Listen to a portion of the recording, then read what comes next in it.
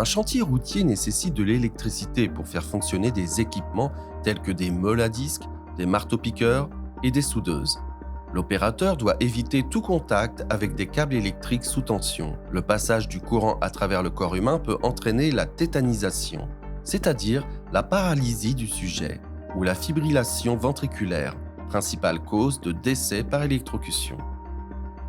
L'électrocution peut également être provoquée par l'approche de l'équipement utilisé pour les travaux à une ligne électrique ou à des sources et des accumulations d'eau présentes sur le chantier. La poussière, la boue et la pluie sont également des facteurs de risque supplémentaires. Un autre aspect à prendre en considération concerne les niveaux élevés de stress auxquels sont soumises les composantes de l'installation électrique. Chaleur extrême, rayons UV, glace, choc, coupures et agressions chimiques de la part de substances contenues par exemple dans le béton.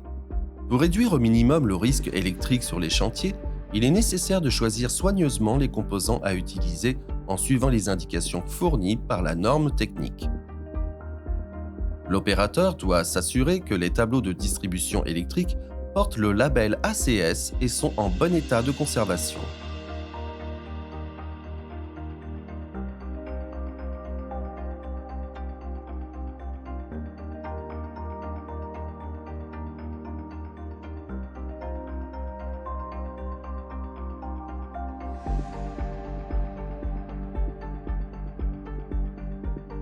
Sur le chantier, seules les prises et les fiches de type industriel doivent être utilisées, choisies en fonction du degré de protection indiqué sur les équipements électriques. IP44 en cas de projection d'eau et IP67 en présence de jets d'eau ou de flaques d'eau. Une attention particulière doit également être portée au choix des câbles électriques et à leur positionnement sur le chantier. L'opérateur doit utiliser des conducteurs flexibles résistants à l'abrasion et à la pénétration de l'eau, portant des codes d'identification imprimés. Pour éviter d'endommager l'isolant des câbles, ceux-ci ne doivent pas passer à travers les zones de passage des véhicules et des piétons. Souvent, les chantiers routiers ne sont pas alimentés par le réseau électrique conventionnel. L'opérateur doit donc se munir de générateurs de courant portable, en s'assurant que le manuel de référence confirme leur isolation par rapport à la terre.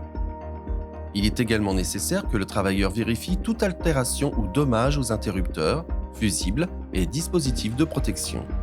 Enfin, l'opérateur a pour tâche de vérifier que le groupe électrogène soit aussi proche que possible des équipements à alimenter et que ceux-ci soient dotés d'une double isolation ou de conducteurs de protection jaune-vert. En cas de doute, il est toujours conseillé de consulter un électricien qualifié.